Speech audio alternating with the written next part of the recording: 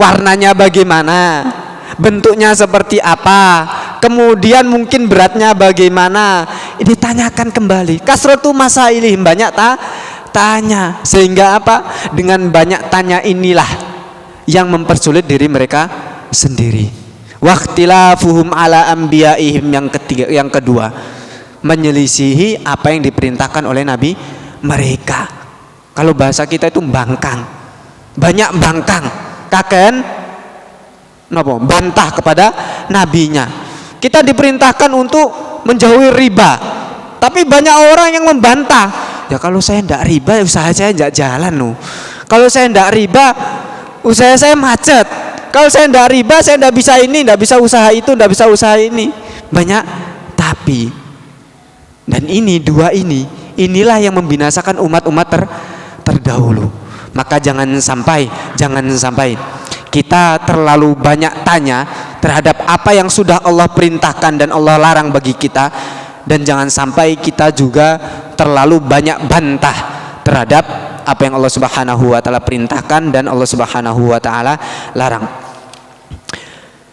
Wasta'inu bis-sabri was-shalah wa innaha lakabiratun illa 'alal khashi'in. Kemudian Allah Subhanahu wa taala juga melanjutkan alladzina yadhunnuna annahum mulaqu rabbihim wa annahum ilaihi raji'un. Ini tafsiran dari khashi'un tadi, yaitu orang-orang yang khusyuk. Salah satunya adalah orang-orang yadhunnun. Kalau di dalam bahasa Arab, yadhunnun itu artinya mengira-ngira. Yadhunnun itu mengira-ngira, berarti ada antara percaya dan ada antara ragu. Tapi ketika di dalam Al-Quran disebutkan yadhunnun, maka artinya adalah yakin. Adalah orang-orang yang yakin, yadhunnuna annahum, bahwasanya mereka nanti mulaqu rabbihim, akan bertemu dengan Rabb mereka, wa annahum ilaihi raji'un, dan kepada Allah Subhanahu wa taala mereka akan dikembalikan. Nah, setelah itu Allah Subhanahu wa taala setelah memberikan mereka peringatan-peringatan, yaitu mengingatkan mereka tentang nikmat-nikmat Allah Subhanahu wa taala yang sudah diberikan pada Bani Israel, dan juga perintah-perintah yang sudah diperintahkan Allah kepada mereka serta larangan-larangannya, Allah Subhanahu wa taala kembali memanggil mereka, ya Bani Israel, wahai Bani Israel. Kalau di bahasa Arab, ya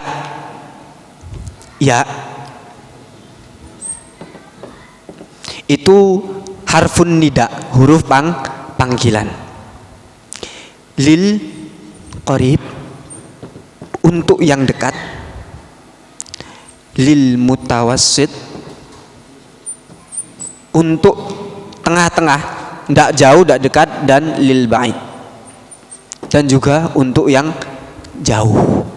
Dan Allah Subhanahu wa taala setiap kali memanggil orang-orang yang beriman pasti dengan sebutan panggilan ya, wahai. Kenapa menggunakan ya? Karena dalam bahasa Arab itu bukan cuman ya huruf panggilan, ada ai, ada a, ini huruf panggilan semua. Kenapa selalu menggunakan ya ketika memanggil orang-orang beriman? Karena Allah Subhanahu wa taala tahu kita selaku hambanya itu keimanannya berbeda-beda. Ada yang imannya rendah, ada yang imannya setengah-setengah, ada yang imannya tinggi. Maka ketika Allah Subhanahu wa taala menyeru ya ayyuhalladzina amanu, maka semua yang beriman kepada Allah Subhanahu wa taala, baik imannya kecil, baik imannya sedang, maupun imannya tinggi dan sempurna, masuk di dalam kata ya ayyuhalladzina amanu. Allah Subhanahu wa taala di sini berfirman, ya Bani Israel, wahai anak keturunan Yakub alaihissalatu wassalam, uzkuru, sebutlah, ingatlah kalian ni'mati allati an'amtu alaikum, terhadap nikmatku yang sudah aku berikan kepada kalian. Sekali lagi Allah Subhanahu wa taala mengingatkan mereka untuk terus mengingat nikmat-nikmat yang Allah Subhanahu wa taala berikan. Apa nikmat Allah? Wa anni faddaltukum 'alal alamin. Salah satu nikmat yang diberikan Allah kepada Bani Israel adalah Bani Israel difadilahkan, diutamakan, dispesialkan oleh Allah Subhanahu wa taala daripada alam semesta saat itu, fi zamanihim, pada zaman mereka. Apa keistimewaan Bani Israel? Keistimewaan Bani Israel adalah unzila fihil kutub war rusul, diturunkan di Bani Israel itu banyak sekali kitab dan risalah, dan juga para nabi serta rasul, serta diberikan kepada Bani Israel itu kekuasaan. Sebagaimana kisahnya Daud alaihissalatu wassalam ketika ingin melawan musuh Allah Subhanahu wa taala, yaitu siapa? Musuhnya Daud yang saat itu meninggalnya dilempar oleh Daud alaihissalatu wassalam dengan ini apa itu? Ketapel, tapi ketapelnya dengan batu. Iya, dengan batu. Saya lupa musuhnya itu. Jalut, musuhnya Jalut itu tinggi besar, itu tinggi besar. Siapa yang memimpin kaum muslimin saat itu selain Nabi Daud alaihissalatu wassalam? Talut. Diberikan malika, Talut itu diberikan kekuasaan kerajaan, padahal saat itu banyak sekali dari kalangan Bani Israel yang memiliki harta, yang mungkin lebih pintar, yang mungkin memiliki jabatan lebih tinggi, tapi yang dipilih siapa? Talut. Yang dipilih Talut. Nah, ini termasuk dari nikmat Allah Subhanahu wa taala yang diberikan kepada Bani Israel. Maka Allah Subhanahu wa taala mengingatkan mereka, ya Bani Israel, udhkuru ni'mati allati an'amtu 'alaikum wa anni faddaltukum 'alal 'alamin. Akan tetapi pada setelah diutusnya Nabi kita Muhammad sallallahu alaihi wasallam, maka umat yang paling baik adalah umat Nabi kita Muhammad sallallahu alaihi wasallam, kita ini, karena sangat-sangat spesial umat kita daripada umat-umat terdahulu. Tapi walaupun spesialnya umat kita, ketika keimanan kita rendah, ketika kita naudzubillah tidak mentaati perintah Allah dan justru mendatangi apa yang Allah larang, maka keutamaan tersebut tidak ada gunanya. Makanya setelah ini Allah Subhanahu wa taala berfirman, wattaqu, dan bertakwalah kalian, yauman, pada suatu hari, la tajzi nafsun an nafsin, seorang jiwa itu tidak mampu memberikan pertolongan kepada jiwa yang lain.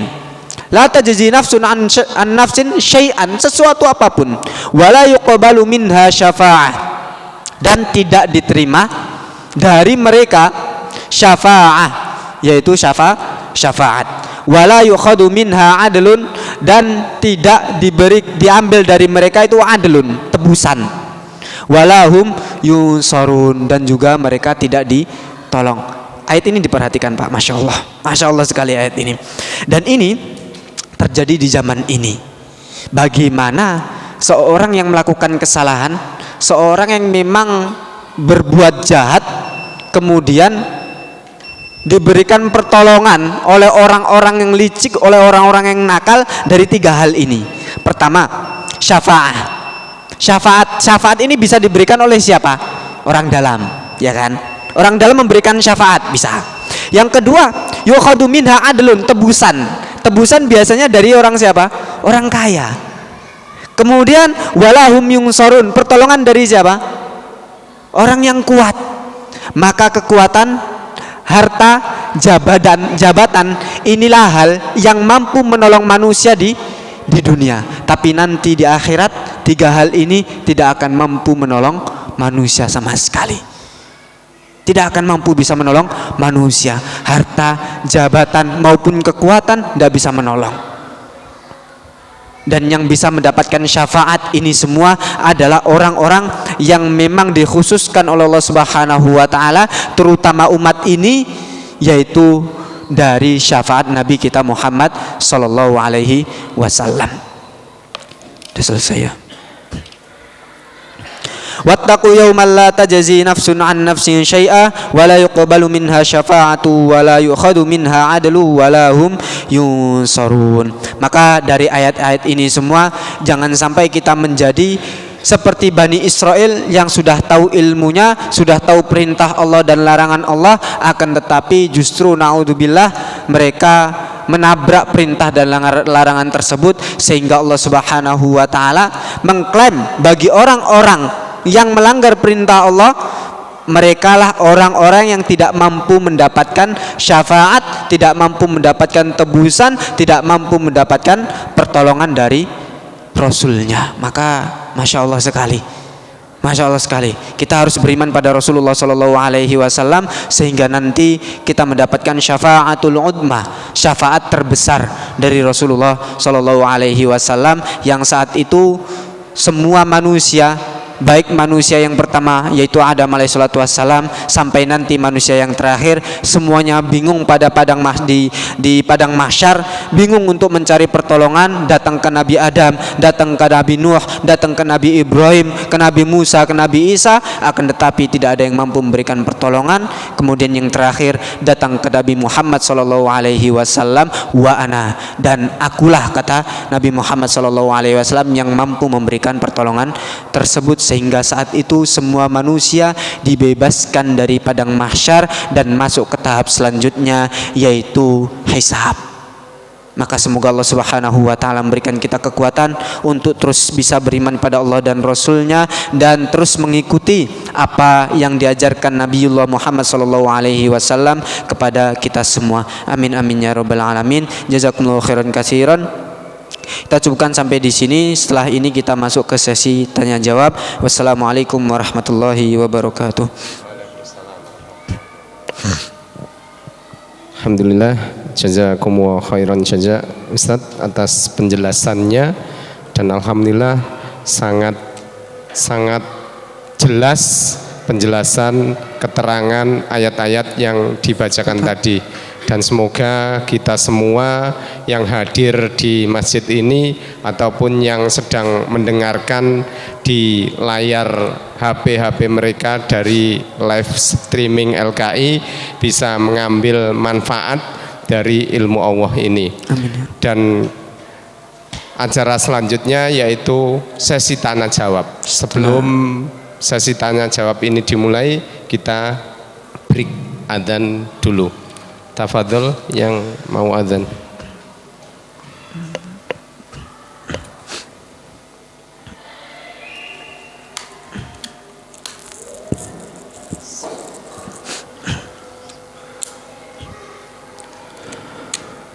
Allahu akbar, Allahu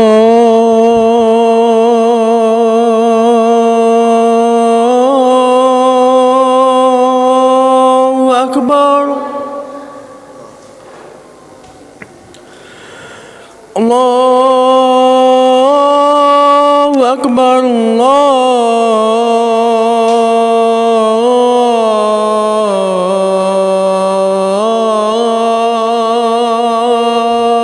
Allahu akbar.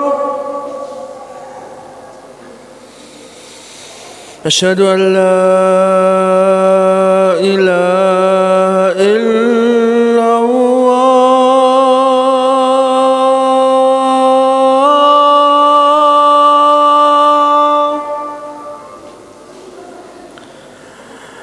Asyhadu an la ilaha illallah.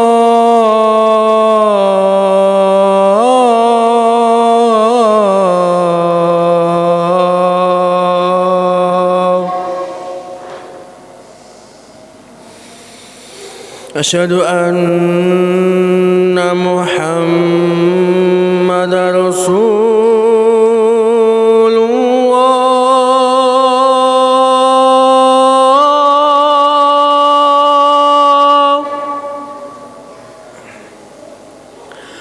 Asyhadu anna Muhammadar Rasulullah.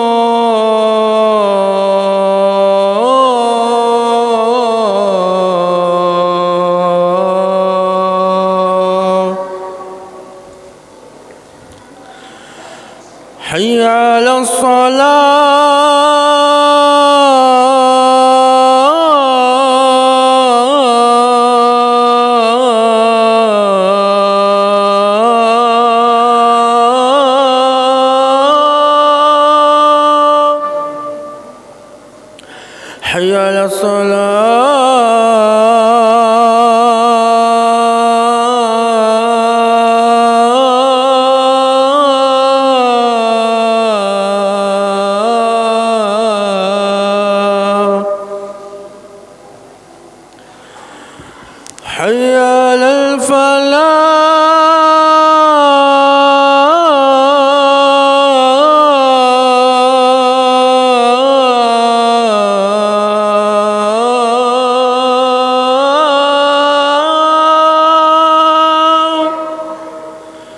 حي على الفلاح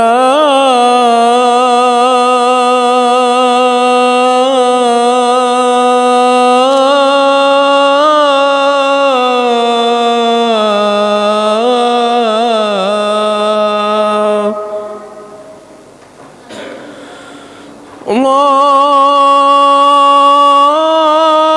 أكبر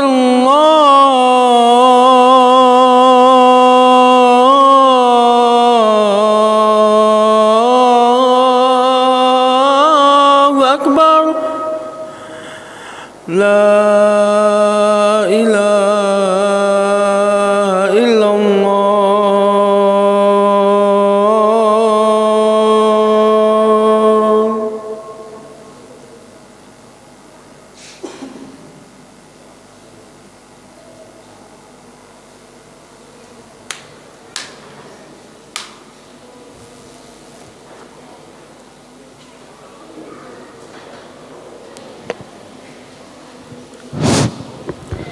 Alhamdulillah, kita mulai session tanya jawab.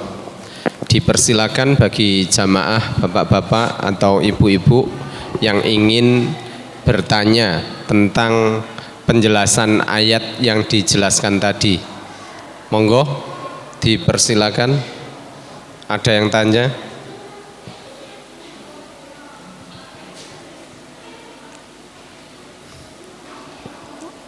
Kalau tidak ada tambahan ini, Pak. Monggo Bapak Putih.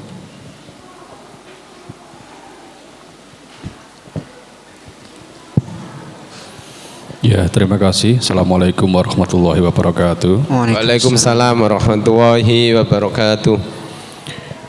Dalam ayat ini Ustaz, sering sekali disebutkan yaitu bergandengan bab masalah sabar dan sholat. Bisobri wassalah. Kenapa kok enggak digandengan dengan bisobri wal hajj atau mungkin bisobri wassaum atau yang lainnya? Rahasia apa yang terkandung di dalamnya? Terima kasih. Assalamualaikum. Waalaikumsalam warahmatullahi. Bismillah. Karena yang pertama di dalam sholat itulah Allah Subhanahu wa taala membuka semua pintu-pintu kemudahan. Makanya Rasulullah sallallahu alaihi wasallam pernah mengatakan wa ju'ilat qurratu aini fis shalah.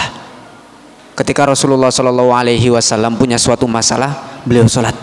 Ketika Rasulullah sallallahu alaihi wasallam ditimpa suatu kesedihan, beliau salat. Kenapa? Karena di dalam salat itulah dijadikan qurratu aini, kata Rasulullah, penyejuk mata, penyejuk hati.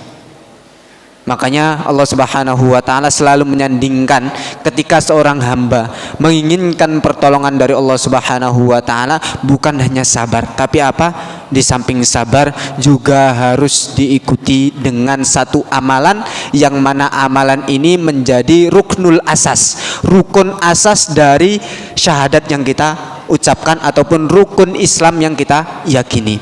Rukun Islam pertama ada syahadat, kemudian sholat, zakat, puasa, dan haji. Kelima rukun Islam ini terbagi menjadi dua. Pertama ruknul asas, rukun asas yang ketika ditinggalkan rukun asas ini maka gugurlah rukun Islamnya. Yaitu apa? Syahadat dan sholat. Rasulullah Shallallahu Alaihi Wasallam pernah menyampaikan bainar rajuli wal kufri, antara seorang laki-laki ataupun perempuan dan kekufuran tarkus sholah, yaitu meninggalkan sholat. Dan sekali lagi, karena di dalam sholat dibukakan semua pintu kemudahan dari Allah Subhanahu wa ta'ala. Wallahu alam bishawab. Dan sedikit mengingatkan sebelum nanti ada pertanyaan lagi, bahwa nanti di tanggal 9 ataupun 10 akan ada puasa Tasu'ah dan juga puasa Asyura. Maka bagi jamaah yang diberikan kemudahan oleh Allah Subhanahu wa taala untuk puasa tersebut, maka diperkenankan untuk melaksanakan puasa tersebut. Karena Rasulullah ketika ditanya tentang puasa Asyura, maka jawaban beliau yukafirus sanatal madiyah, mengampuni dosa yang lalu, setahun yang lalu. Begitu. Bertepatan dengan bertepatan hari apa Ustaz untuk Taswa. Tanggal sampai sekarang sudah masuk ke tanggal 8 kayaknya sekarang. Sekarang tanggal 8. Iya kan, Berarti sekarang mulai besok ya. Beliau hari Senin. Hari Senin, Nah, hari Senin mulai dan puasa. Selasa. Dan diumumkan juga bagi jamaah Masjid Al-Ikhlas bahwasanya Masjid Al-Ikhlas mengadakan buka bersama untuk puasa di tanggal 9 dan puasa di dalam tanggal 10 Muharram. Monggo bagi jamaah yang pengen ikut serta untuk penyediaan buka bersama bisa menghubungi Ustadz Budi dan Ustadz Taung. Dipersilakan, ada pertanyaan yang kedua atau tidak ada? Kalau tidak ada kita tutup. Alhamdulillah tidak ada nggih. Alhamdulillah, jazakumullah khairan jaza atas waktunya. Dan kita tutup majelis ini dengan bacaan hamdalah dan doa kafaratul majlis. Alhamdulillahi rabbil alamin.